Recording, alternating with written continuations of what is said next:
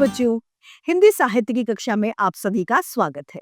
आज हम हिंदी साहित्य की कक्षा 6 का एक अध्याय रहीम के दोहे को पढ़ने जा रहे हैं। हिंदी साहित्य हमें सिर्फ बोलना या पढ़ना ही नहीं सिखाता, अपितु हमें बोलना और जीवन जीने की कला भी सिखाता है। आइए बिना किसी विलंब के इसे प्रारंभ करते हैं। यह है अध्याय 4 रहीम के दोहे। पांच परिचय में हम जानेंगे कि इन दोहे में कविवर रहीम ने समझाया है कि समाज में अपना आचरण कैसा रखना चाहिए, अपना व्यवहार किस तरीके का रखना चाहिए। जिस संसार में ऐसे लोगों का सम्मान होता है, सज्जन पुरुषों का स्वभाव कैसा होता है, ऐसी अन्य बातों का कवि ने यहाँ पर उदाहरण देकर वर्णन किया है। तो आइए शुरू करते हैं। पहले दोहे में कवि बता रहे हैं, तरवर फल नहीं खात है, सरवर पी यही न पान, कही रहीम पर काज हित, संपत्ति संचहि सुजान। रहीमदास जी कह रहे हैं कि तरुवर अर्थात जो वृक्ष है, जो पेड़ है, वो अपने फल स्वयं नहीं खाता है, और सरोवर यानी सरोवर जो है, तालाब जो है, वो अपना पानी खुद अपना पानी नहीं पीता है। इसीलिए रहीमदास जी भी कहते हैं कि हमें काम ऐसे करने चाहिए जिससे हम अपने ऐसा काम करें जो संपत्ति का जो सृजन है, जो हम धन कमा रहे हैं, हम उसको भी परोपकार यानी दूसरे के हित में लगा दें। अर्थात परोपकार ही हमें प्रकृति सिखाती है। इसीलिए रहीमदास जी ने कहा है कि तरुवर फल नहीं खात है, सरोवर पीवे न पान, कही रहीम पर काज हित, संपत्ति सृजन सुनाद। हमें दूसरों के भले के लिए संपत्ति को सृजन करना चाहिए। आइए दूसरे दोहे में हम चलते हैं। दूसरे दोहे में रहीमदास जी कह रहे हैं, रहीमन देख बड़ेन को, लघु न दीजिए जारी, जहां काम आवे सुई, कहा करे तलवारी।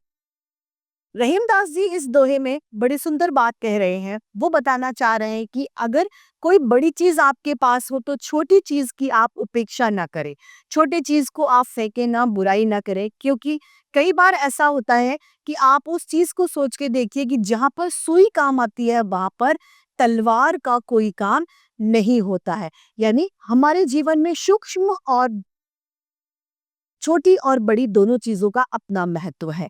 तो हमें ऐसा कभी नहीं करना चाहिए कि छोटी चीज को हम हमेशा नजरअंदाज करें। इसी बात पर कबीर रहीमदास जी ने कहा है, रहीमन देख बड़ेन को, लघु न दीजिए डारी, जहां काम आवे सुई, कहा करे तरवार। अगले दोहे पर हम चलते हैं।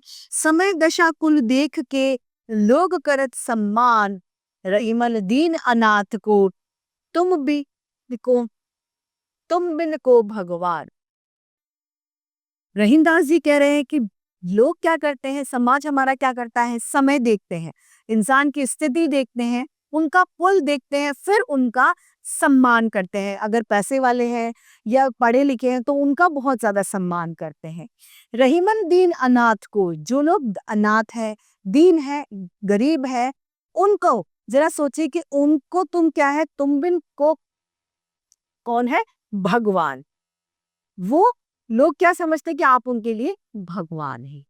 इसीलिए कहा है, समय दशा कुल देख के, लोग करत सम्मान, रहीमन दीन अनाथ को, तुम बिन को भगवान।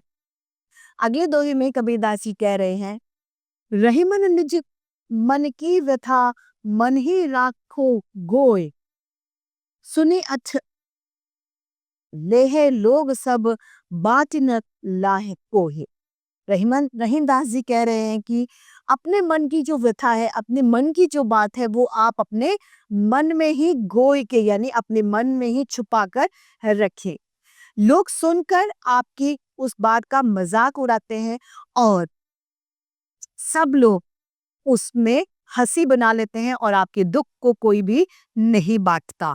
अपनी बात अपने तक ही सीमित रखने की कोशिश करें। इसीलिए रहीमदास जी ने कहा है, रहीमन निज मन की व्यथा, मन ही राखो गोए, सुने अचला है लोग सब, बात न ले कोई। अगले दोहा रहीमदास जी का है जिसमें कह रहे हैं, जो रहीम उत्तम प्रकृति का करे सकत कुसंग, चंदन विष व्याप्त नहीं, लिपटे रहत भुजंग।